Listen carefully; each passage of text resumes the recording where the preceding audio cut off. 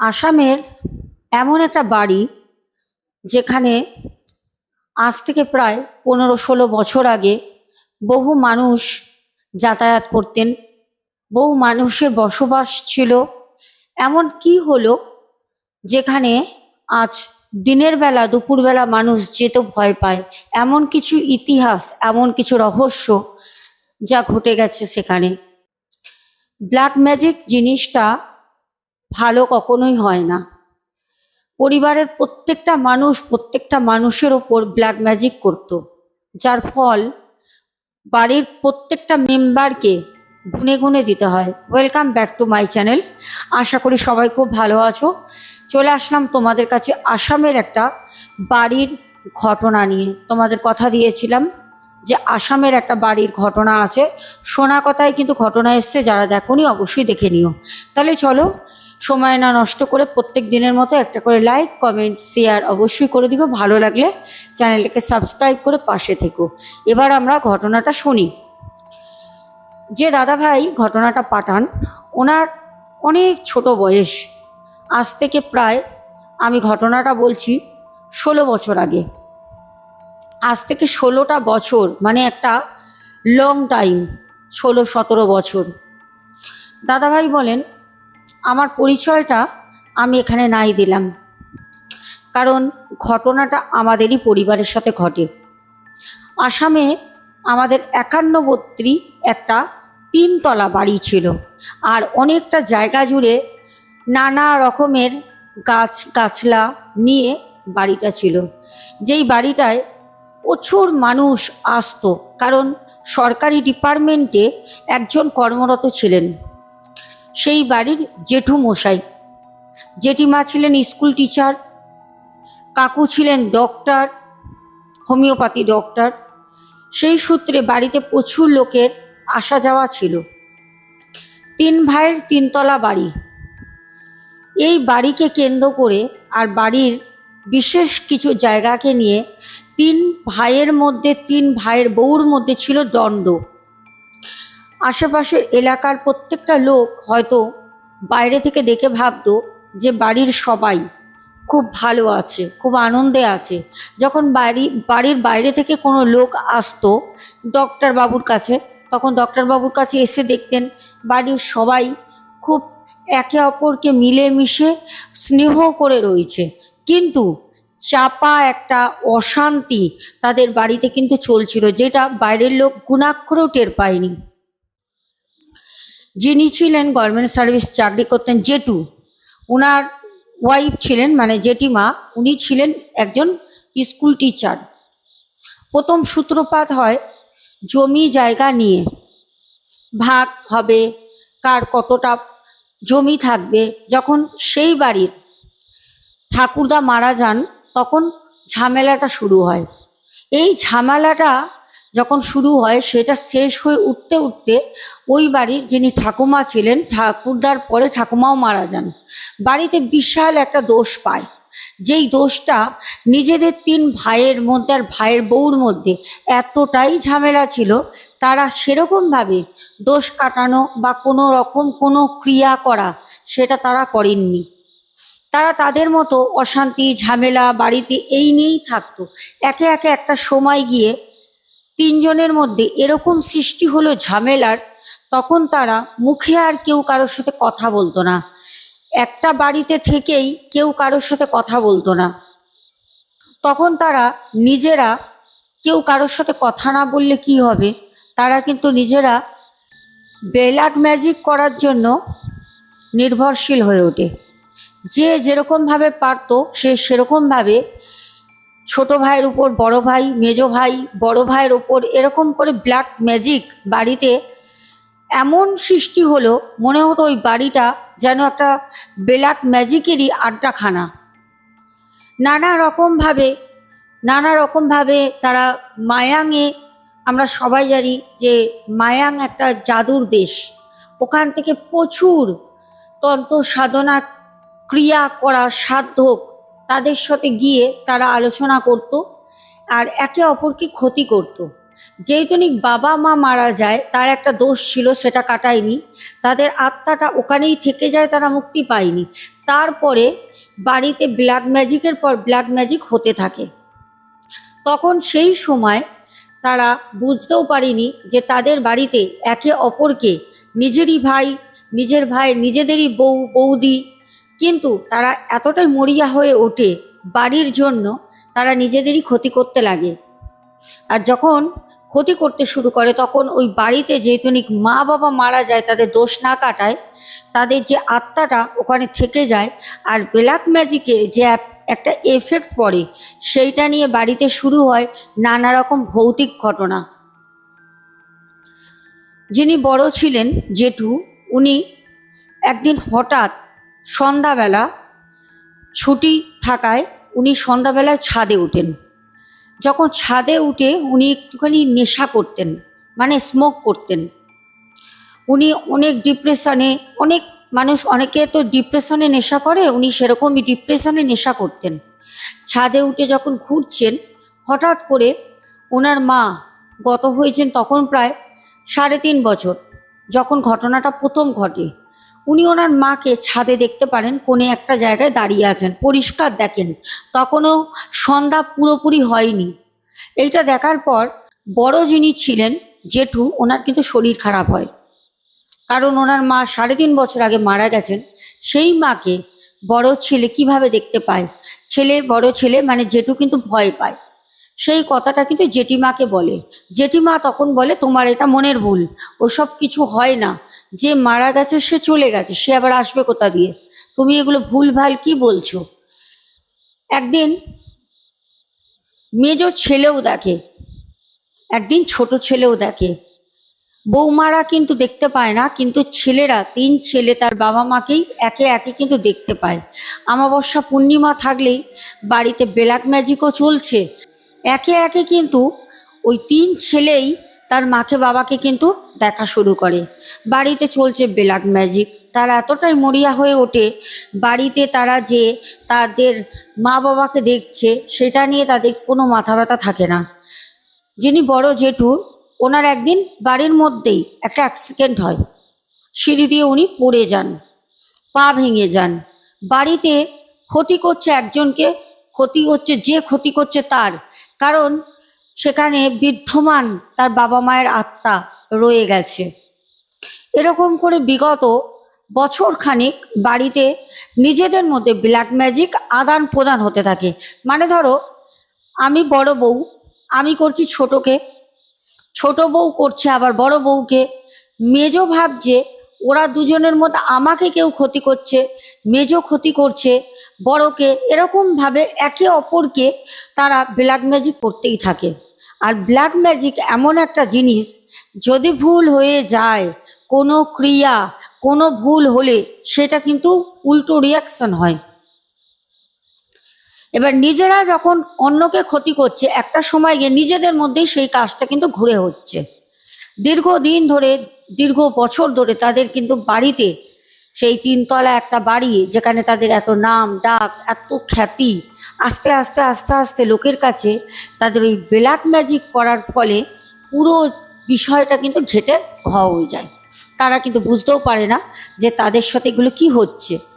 এবার আমি ঘটনাটা তোমাদেরকে বলি। যখন ওই বাড়ির একটি ছেলে, সে বাইরে থাকতো, সে যখন আসে তখন বাড়ির অদ্ভুত একটা অবস্থা, একটা বিহাল অবস্থা, বাড়িতে একটা ভৌতিক পরিবেশ। বাড়িতে তখন দিনের বেলা, দুপুরবেলা লোক আসতে ওখানে বন্ধ করে দেয়, আসা যাওয়া বন্ধ করে দেয়। এবার যখন আসা যাওয়া বন্ধ করে দেয়, সেই বাড়িটায় যত মানুষের, একটা বাড়িতে যত মানুষের পায়ের ধুলো পড়বে, তত কিন্তু একটা বাড়ির শুদ্ধিকরণ হয়। কারণ কিছু মানুষ যারা আসে, তাদের পায়ের যে একটা স্পর্শ, শরীরের যে একটা ঊর্জা থাকে, সেটা নেগেটিভ হোক, সেটা পজিটিভ হোক, একটা মানুষের কখনো নেগেটিভ হয় না, কারোর পজিটিভ হয় না, দুটো মিলে মিশে থাকে। এবার যখন একটা মানুষ আসছে, তখন তোমার বাড়ির ওই নেগেটিভ এনার্জিটা হয়তো নিয়ে চলে যাচ্ছে, তোমার বাড়ি থেকে তার পজিটিভটা দিয়ে যাচ্ছে। এবার মানুষ যখন আসা বন্ধ করে দেয়, তাদের বাড়িটা দিনে দুপুরে একটা ভুতুরে বাড়ির সৃষ্টি হয়। ওই বাড়িতে আর কেউ তখন আসতো না।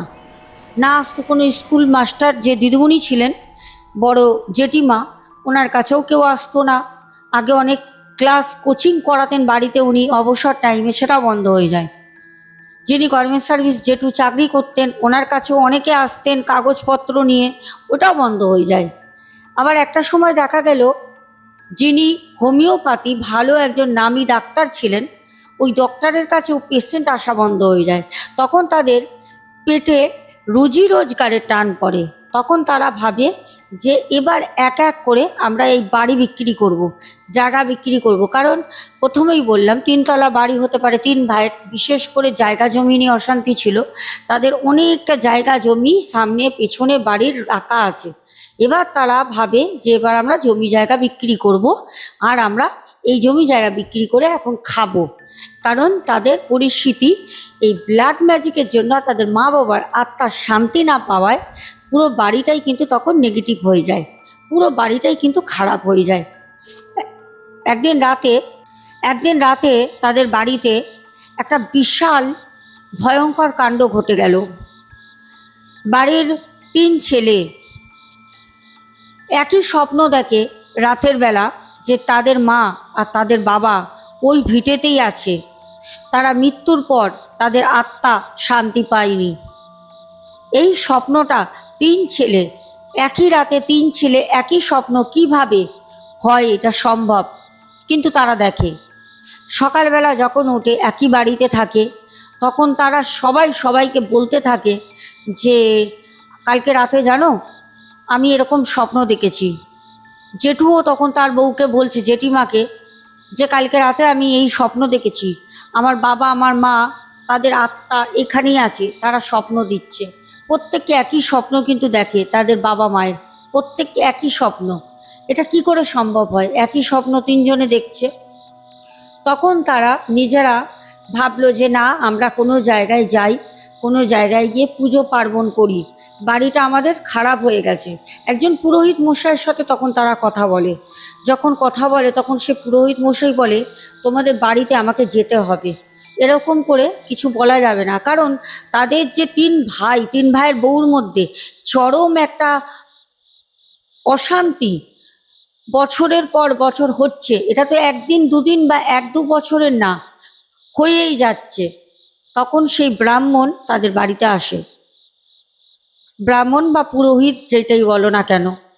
তখন উনি বললেন যে আপনাদের মায়ের আর বাবার আত্মা এখনো এই বাড়িতে আছে, আর তার থাকার পরেও আপনারা আপনাদের মতো করে নিজেরা নিজেদের মানে কার্যসিদ্ধর জন্য একজনকে ক্ষতি করেই গেছেন। ব্ল্যাক ম্যাজিক বাড়িতে হয়েই গেছে, নানা রকম জিনিস পোড়ানো পোতা, নাম করে ফেলা কাটা সব হয়ে গেছে একই বাড়িতে। একটা বাড়িতে তাদের তো মা বাবার আত্মা রয়েছেই, একদম বিদ্ধমান। তারপরে তাদের বাড়িতে নানা রকম ক্রিয়া, পুরো বাড়িটা, কেউ পেট চালান করেছে, কেউ ওকে বান চালান করেছে, কেউ ওকে জ্বালাবান মেরেছে, কেউ অ্যাক্সিডেন্ট হবে এরকম কাজ করেছে। বাড়ির মধ্যে একটা খারাপ পুরো পরিবেশটা হয়ে যায়। সেই যে ব্রাহ্মণ মশাই উনি আসেন, এসে বলেন আমি কিচ্ছু করতে পারবো না, একমাত্র উপায় আছে, সেটা হচ্ছে এই বাড়ি ছেড়ে যদি তোমরা চলে যাও, নালে এই বাড়িতে কোনো রকম কোনো ক্রিয়া আমরা করতে পারবো না। এই বাড়ি লাগাতার এত ব্ল্যাক ম্যাজিক হয়েছে, এই বাড়িতে এত খারাপ কিছু ঘটে গেছে। আর যেখানে মা বাবার কাজ ঠিক মতো হয়নি, মানে জমি জায়গা নিয়ে 3 ভাই মা বাবার মরার পরই এক এক করে, যখনই বাবা মারা গেছেন মা মারা গেছেন, আর তারা শুধু লেগে পড়েছে তাদের জমির জন্য। বাড়িতে মানে কি হচ্ছে সেগুলো কোনো ব্যাপার না, তাদের সন্তানরা বাইরে থাকে সেইটাও কোনো ব্যাপার না। তাদের তখন একটাই বিষয় ছিল, সেটা হচ্ছে তারা এই জমিটা 3 ভাই ভাগ করবে, যে যার মতো করে বিক্রি করবে, যে যার মতো ওখান থেকে বেরিয়ে যাবে। যেটা মানুষ চাইলে সেটা তো মানুষের হয় না। আমি যদি একটা জিনিস চাইলাম, সেটা কি আমার হয়ে যাবে? কখনোই হবে না। মেজ বৌমার সাথে ঘটলো একটা মর্মান্তিক ঘটনা। এমনিতে তো বাড়িতে মা বাবার আত্মা রয়েছেই, তার মধ্যে ব্ল্যাক ম্যাজিক। মেজ যে বউ ছিল, সে বউটি একটু সাদাসিধা ছিল, মানে ওই 2 বউর থেকে একটু সাদাসিধা। একদিন তাদের বাড়িতে পাতকুয়ো ছিল। একদিন সে ওই বিকেল বিকেল বেলায় গাছে ফুল তুলছিল। অনেকে হয় না, আগের দিন দেখবে জবা ফুলের কুড়ি তুলে রাখে, প্রচুর বড় বাগান তো বাড়িতে, ওই জবা ফুলের কুড়ি বিকালবেলা সেই বউ তুলছিল। কারণ ওই একটা ফুল গাছ নিয়েও তিন বউর মধ্যে কিন্তু ঝগড়া হতো। মানে এমন অবস্থা ছিল ওই বাড়িতে বাবা মা মৃত্যুর পর। তো ওই বউ আগে ভাগে ভাবলো যে সবাই তো নিয়ে নেবে, আমি কি আর পরে পাবো, গুনে গুনে 6টা 7টা করে অনেক তো গাছ কুড়ি রাখি, এবার সব বউ একে একে একে তুলে নেবে, কেউ রাখবে না। তো সে বিকেল বিকেল বেলায় যখন গাছের ফুলের কুড়ি তুলছিল, তুলে নিয়ে গিয়ে সে ওই পাতকুয়োর ওখানে জল তুলে পা ধোয়। আর যখন পা ধুচ্ছিল তখন ওই পাতকুয়ো পাশের তো দাঁড়িয়ে আছে, পাতকুয়োর ভিতরে জলের মধ্যে মনে হচ্ছে ঝপাত ঝপাত ঝপাত করে কোনো বড় মাছ জলে যখন ঘাই দেয় ঠিক যেরকম শব্দ হয় ওই রকম শব্দ হচ্ছিল। তার আগে তো বড় বউ পেট চালান করে রেখেছে বাড়িতে, মা বাবার আত্মা রয়েছে, দুটো আত্মা নিজের বাড়ির নিজের জমিতে থাকা সত্ত্বে বাইরে একটা পেট চালান করেছে, একটা বাইরে দিয়ে জিন চালান পেট চালান, তার তো একটা ওখানে অস্তিত্ব আছে। এবার সে ওখানে যখন মা বাবার জন্য বাধা পাচ্ছে, কোনো কাজ করতে পারছে না, কারণ মা বাবা তো সন্তানদের প্রোটেক্ট করছে, যখন সেই মেজ বউ পাতকুয়োয় উকি দিয়ে নিচু হয়ে দেখতে যায়, তখন কোনো কারণে ওই যে প্রেত চালান করেছিল সেই প্রেত বউটিকে ধাক্কা মেরে ঘেঁটি ধরে জলের মধ্যে ফেলে দেয়। আর যখন জলের মধ্যে ফেলে দেয় তখন ওই স্থানে কেউ ছিল না, বউটি মানে মেজ বউ সে কিন্তু পাতকুয়োয় ডুবে মারা যায়। যখন ডুবে মারা যায় তখন সন্ধ্যাবেলা যে মেজ জেঠু ছিল, তো সে তখন বলছে যে কোথায় গেলে তুমি, খোঁজাখুঁজি করছে। এবার যতই হোক একই বাড়িতে থাকে, দাদাকে গিয়ে বলেছে যে দেখ না, তোর এরকম বৌমা কোথায় গেল পাচ্ছি না, ও তো কোথাও গেলে বলে যায় বাড়িতে নেই। এবার তখন বলছে যে দেখ হয়তো আশেপাশে দোকানে বা কারোর বাড়িতে গেছে। তারা যখন খোঁজ করে তখন দেখছে না, লোকালয়ে কারোর কাছে যায়নি, কোথাও নেই। এবার সে বউটা গেল কোথায়, তারা খোঁজ করে করে করে সবাই তো কেউ ধারণাই করেনি যে তার মৃত্যু ঘটেছে পাতকুয়োয় তাদেরই বাড়িতে, কেউ জানে না। দুদিন পর, আর ওই পাতকুয়ো বিশেষভাবে তো তাদের ব্যবহার হতো না, দুদিন পর হঠাৎ ওই বাড়িরই বড় বউ সকালবেলা পাতকুয়োর কাছে দাঁড়িয়ে ওই মেজ বউর কথা ভাবছে যে কোথায় গেল, নাম করে কোথায় গেল কি জানি, ঝামেলা অশান্তি হচ্ছিল, ও আবার কোথায় চলে গেল। মানে দেখো, একই বাড়িতে ঝামেলা হচ্ছে, অশান্তি হচ্ছে, সবই হচ্ছে, কিন্তু তবুও একই বাড়িতে থাকে, তো এবার একটা বউকে পাওয়া যাচ্ছে না, পাড়ার লোকও ছিচি করছে, পাড়ায় কথাটা রটে গেছে। তখন বড় বউ চোখে পড়ে যে পাতকুয়োর মধ্যে একদম ফুলে ফেপে মানে উবুর হয়ে মুখটা জলের মানে একদম নিচে আর লোয়ার পোর্শনটা উপরে ভাসছে। তারপর তো যা হয়, পুলিশ থানা লোকালয়ের লোকজন সব আসে, বউটাকে তোলা হয়। তোলার পর থেকে সেই বাড়িটা আরও খারাপ হয়ে যায়। মানে ওই মেজ বউকে ওই বাড়ির যিনি ঠাকুরদা ঠাকুমা 3জনের আত্মা, ওই বাড়ির যারা ছিল 3 ছেলে 2 বৌমা সবাই দেখতো, যাদের বাচ্চা ছিল তারা সাথে সাথে তাদের বাচ্চাদের পাঠিয়ে দিল মামার বাড়ি, কেউ পাঠিয়ে দিল হোস্টেলে, কারণ বাচ্চাদের যেন কোনো ক্ষতি না হয়, ওরা যেন ভয় না পায়। সেই বাড়িতে 3টে আত্মা ঘুরে বেড়াতো, দুপুরবেলা রান্না করছে, পাশ থেকে হেঁটে চলে যাচ্ছে মেজ বউর আত্মা। সন্ধ্যাবেলা বাইরে বেরিয়েছে, দেখছে গেটের সামনে, বাইরের গেটের সামনে জঙ্গলের ধারে বাবা দাঁড়িয়ে আছে। মানে বাড়িটা পুরো ভৌতিক বাড়ি হয়ে যায়। তারপর সেই বাড়ি ওরা অনেক চেষ্টা করে, কিন্তু বলে যে আপনাকে কি বলবো, আমি তো ওই বাড়িরই ছেলে, আমি আমার পরিচয়টা এখানে দিলাম না। মানে এমনভাবে আমাদের পুরো বংশটা মানে শেষ হয়ে যায়, পুরো নিঃশেষ হয়ে যায়। আমরা কোনোভাবে কোনো কিছু করতে পারি না, অনেক কিছু করি কেন, তার আগে তো আমরা বাড়িটা পুরো ক্ষতি করে ফেলেছিলাম। এই কাজটা কিন্তু শুধু ব্ল্যাক ম্যাজিকের জন্য একটা পরিবার পুরো শেষ হয়ে গেল, মেজ বউটার প্রাণ চলে গেল। ব্ল্যাক ম্যাজিক সঠিক জায়গায়। আমার কাছে প্রচুর ক্লায়েন্ট আছে, একটা ঘটনা বলি শোনো। এই ঘটনাটা এতটাই, আমার কাছে উনি এসেছিলেন ত্রিবেণী থেকে। বলছে দিদি, আমার যে যা আছে, মানে তার কাজ, তার কোনো সন্তান নেই, তার কাজই হচ্ছে টুকটাক করা। ও মানুষের ভালো দেখতে পারে না। পাড়ার ওরকম ছোট ছোট ছেলে মেয়ে বিয়ে করেছে, সুখে শান্তিতে সংসার করছে, তাদের ক্ষতি করে। একই বাড়িতে থেকে আমাদের ক্ষতি করে।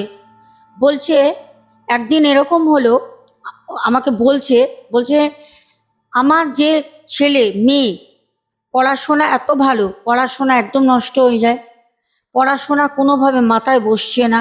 সামনে মাধ্যমিক দেবে, দুই ছেলে মেয়ে পিটোপিটি। ওদের মাধ্যমিক পরীক্ষা, ওরা বলছে আমরা পড়ছি ভুলে যাচ্ছি। যারা এত মেধাবী, যাদের হাজার মাস্টার নেই, এত পড়াশোনায় ভালো, তারপরে মানে একে অপর মানে বাড়িতে শুধু কোনো না কোনো কারণে অ্যাক্সিডেন্ট হচ্ছে, কোনো না কোনো কারণে রক্তপাত হচ্ছে। ওরা বুঝতে পারছে যে এটা আমার যা করছে, বুঝতে পারছে। তারা অনেক জায়গায় যায়, অনেক রকমভাবে কাজ করতে বলে, এটা চায় ওটা চায়, প্রচুর জলের মতো টাকা তারা দান দিয়ে দেয়, মানে দান করাই বলে, থোক থোক টাকা দেয় তারা এই সাধককে, এই সাধিকাকে, এই তন্ত্রক্রিয়া করে তান্ত্রিককে, অ্যাস্ট্রোলজারকে দেখায়। কোনো কিছুতে কিছু হয়নি। যখন আমাকে এসে বলে মা আপনি আমাকে বাঁচান, আমার বাড়িতে এরকম এরকম অবস্থা, আপনি আমাকে বাঁচান, যখন আমি কাজটা হাতে নিই, দেখো আমি সবার কাজ কিন্তু নিই না। মায়ের আদেশ না পেলে, মা যদি আদেশ দেয় তাহলে তার কাজ হয়ে গেছে, ধরে নাও 80% কাজ হয়ে গেছে, 20% আশীর্বাদটা তার কাছে পৌঁছবে, সে ধারণ করবে বা খাবে, তাহলেই তার কাজ পুরো 100 সাকসেস। কারণ মায়ের আদেশ পেলে সে কাজ তো হবেই। আমি যখন কাজটা হাতে নিই, তখন আমি তাদের নাম গোত্র সব নিয়ে যখন ক্রিয়াটা সম্পন্ন করি, পরের দিনই আমাকে বলে যে আমার ছেলে মেয়ে বলছে যে তাদের ভালো লাগছে, পড়াশোনা করতে ইচ্ছা করছে। তখনও মায়ের আশীর্বাদ পাঠাইনি। এরম প্রচুর ক্লায়েন্ট আছে আমার, যারা ঘটনা শুনছো জানো, মায়ের আশীর্বাদ পাঠানোর আগেই কিন্তু কাজ সম্পূর্ণ হয়ে যায়। এতটাই কাজের আমার পাওয়ার। আজকে দেখো সেই বাড়িতে তারা কত ভালো আছে, তার যা মানে শুয়ে পড়েছে। দেখো এটা আমি শোয়াইনি, এটা আমি শোয়াইনি, আমার কাজের ফল না। আমি কাউকে মারি না, আমি কাউকে মারি না, আমি তাকে তার মতো করে শিক্ষা দিই। তার কর্মের ফলটা কিন্তু বড় মা দিয়ে দিয়েছে। কারণ সে শুধু বাড়ির লোককে বলে না, সে পাড়ায় এলাকায় যেখানে বাপের বাড়িতেও, তার বাপের বাড়িতেও লোককে ক্ষতি করত। বুঝতে পারছো? মানে তার না এক একটা মানুষের আছে মানসিক রোগী, তারা না মানুষের ক্ষতি করতেই ভালোবাসে, শুধু ক্ষতি করে বেড়ায়। আর এই আসামের কেসটা আমার কাছে যখন আসে, মানে আগে যদি আমার সাথে যোগাযোগ করতো হয়তো আমি কিছু করতে পারতাম, কারণ আসামে এরকম প্রচুর কাজ আমি করেছি, প্রচুর কাজ করেছি। এই তো দিব্যগড়ে, আজকেই আসাম দিব্যগড়ে আমার জিনিস গেল, মায়ের আশীর্বাদ। তো এরকম প্রচুর কাজ করেছি, সিরিয়াস। আগে যদি দেখা করতো হয়তো আমি অবশ্যই ঠিক করতে পারতাম, কারণ আমার কাজ আমি নিজেও করি না, যা করেন সব আমার স্বয়ং বড় মা করেন। শুধু মানুষরূপী আমি তোমাদের কাছে শুধু কাজটা করে অ্যাড্রেসে শিপিং করি, সবাই তোমরা জানো। যাই হোক, ঘটনাটা এতটাই ছিল। এবার আমি তোমাদের কমেন্টে নামগুলো পড়ে আজকের মতো ইতি করব। আগামীকাল আমার বাড়িতে মায়ের পুজো আছে, তো আমি বেরোবো এখন। আজকে ঘটনা যেতে কিন্তু একটু লেট হবে বলে দিলাম। আর আমার অনেক জিনিস মায়ের আনার আছে প্রচুর। তোমরা আমাকে মায়ের জন্য পুজোর মূল্য পাঠিয়েছো যে দক্ষিণা দিলাম, মাকে পুজো দিয়ে দিও।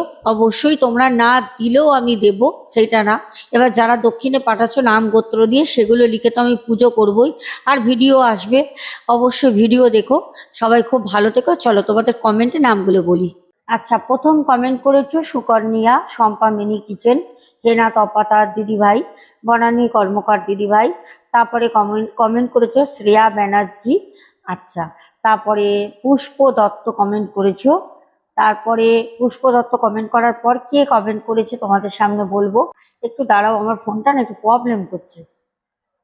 আচ্ছা, ঝুমা চ্যাটার্জি, কেকা রয়, তারপর কমেন্ট করেছো প্রিয়াঙ্কা দাস, গোপাল দাস, চৈতালি রয়, তারপর কমেন্ট করেছো জানাতুল সুলতানা, তারপরে মধুমিতা ভৌমিক, হোয়াইটিং, বনু, পিঙ্কি দাস, ডালি দেবনাথ দিদি ভাই, সুদীপ্ত ব্যানার্জি, শম্পা মিনি না সরি সুমনা ভট্টাচার্যা, শঙ্কর ভরদা